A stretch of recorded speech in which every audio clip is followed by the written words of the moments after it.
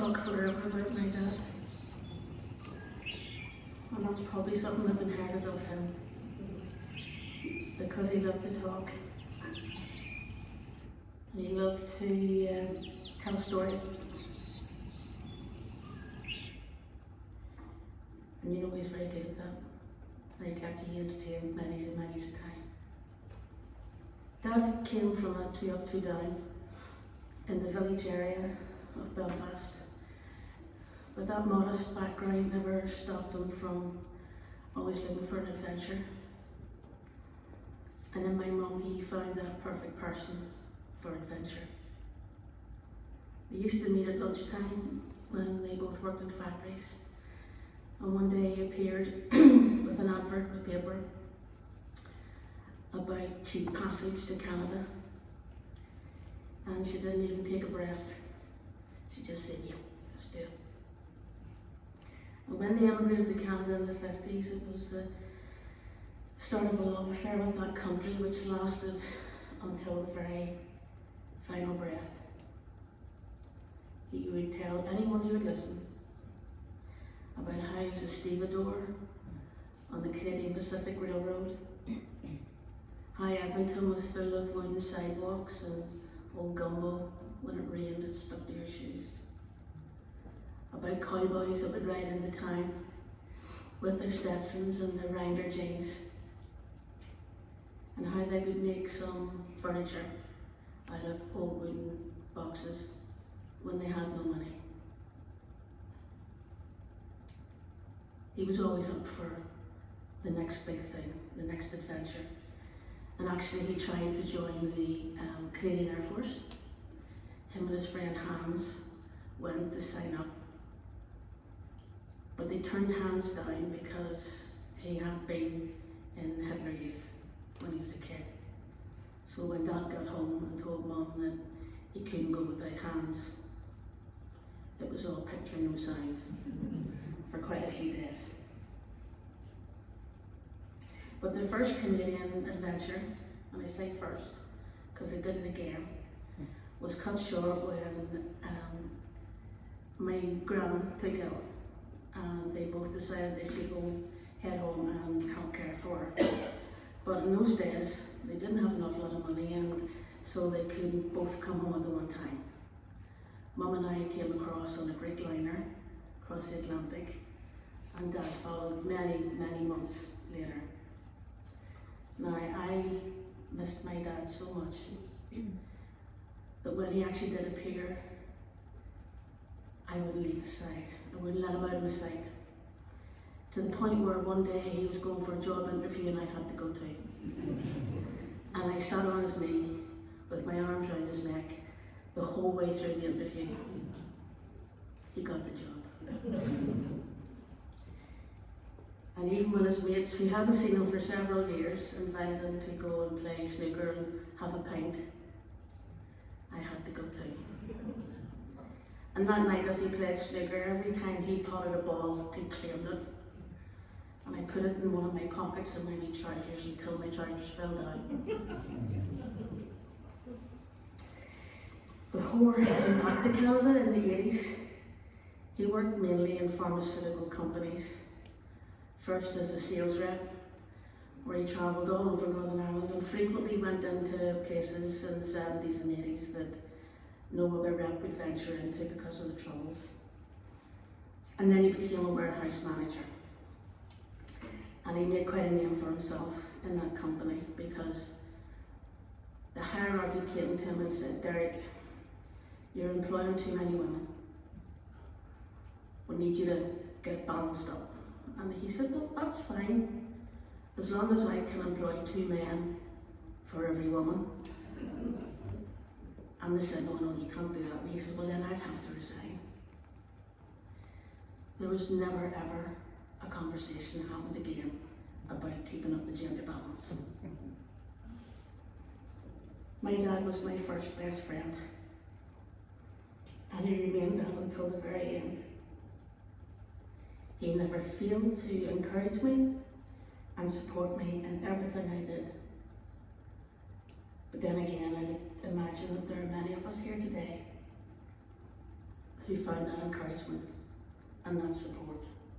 There's a whole bunch of us who can now swim, play chess, cycle, canoe, all because he took time to work it with us. And there's even many more of us who have benefited from his wise words whenever we never knew who else to talk to. When Dad was first diagnosed with Alzheimer's, we had some very frank and honest conversations, and he faced the diagnosis with his usual open-minded and thoughtfulness. He knew what lay ahead of him, and he didn't want to be a burden.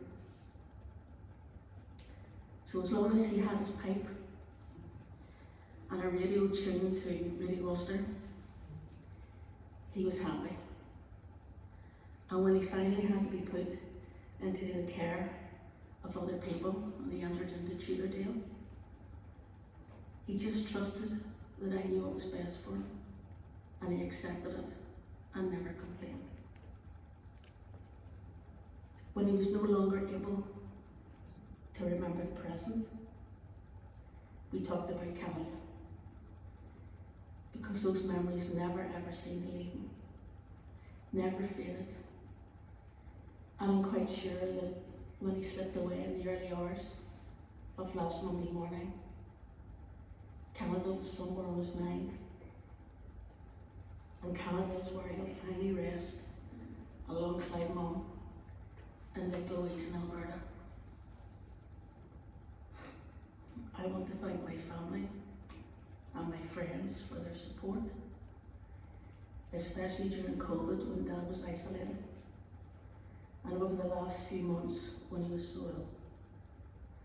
I was lifted and led, driven wherever I had to go, whenever I had to go,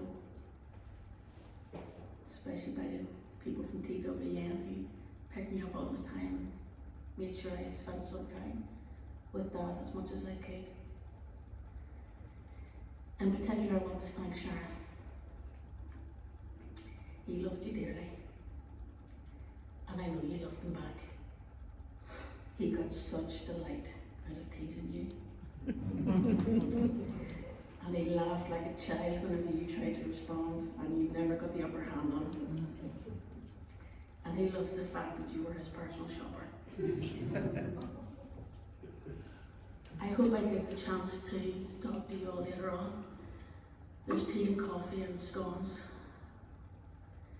But if I don't, thank you for coming. Thank you for helping me say bye-bye to Dad.